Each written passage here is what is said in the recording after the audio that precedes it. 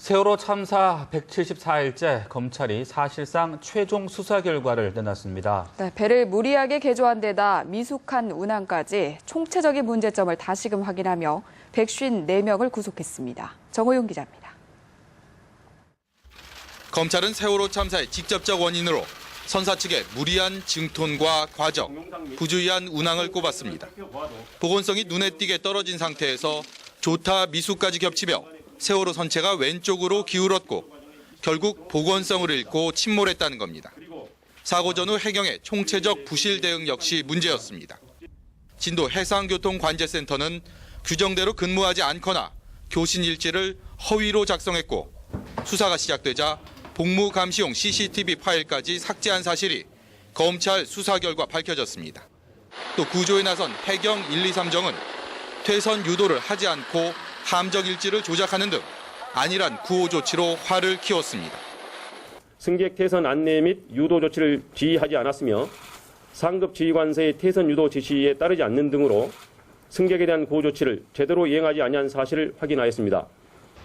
검찰은 특히 해경이 수색 구조 과정에서 군안업체 언딘에 특혜를 제공한 사실을 지적했습니다. 안전검사를 받지 않아 출항이 금지된 언딘의 리베로를 출항하도록 했다며 최상환 해경 차장 등 3명을 불구속 기소했습니다. 세월호 선사 청해진 해운 실소유주 비리 수사와 관련해선 유병헌 씨가 과적 운항을 묵인 내지 지시한 사실을 확인했고 이 과정에서 유 씨 일가가 계열사 및 교회 자금 1,836억 원을 불법 취득한 사실을 밝혀냈습니다.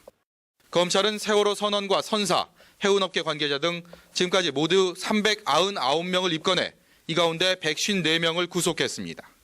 뉴스Y 정호윤입니다. 목포 해경 1, 2, 3정은 사고 당시 현장에 가장 먼저 도착했지만 제대로 된 구조를 하지 않아 논란이 됐었는데요. 결국 1, 2, 3정 정장에게 업무상 과실치사 혐의가 적용됐습니다. 네, 정부가 제대로 구조를 하지 못한 것을 검찰이 공식 인정한 셈입니다. 이재동 기자입니다. 가라앉는 배의 승객들에게 퇴선 명령을 내려야 했지만 어렵다는 말만 되풀이했던 목포 해경 1, 2, 3정.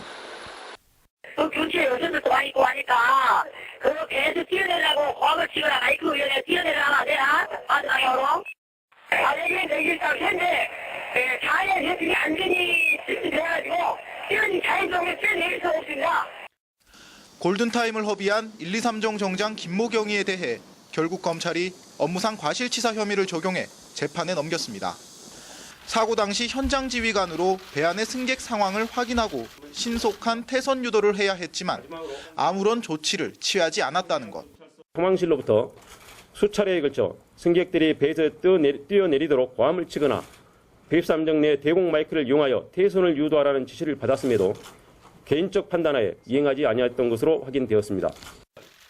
해경의 구조 활동에 업무상 과실치사 혐의를 적용한 것은 처음으로 정부의 부실 구조를 수사기관이 공식 확인한 겁니다. 결국 검찰의 이번 수사 결과 발표가 정부의 부실 대응 비난을 키울 것으로 보이는 가운데 앞으로 세월호 희생자 유족들의 국가를 상대로 한 손해배상 청구 소송에도 적지 않은 영향을 미칠 것으로 보입니다. 뉴스와이 이재동입니다.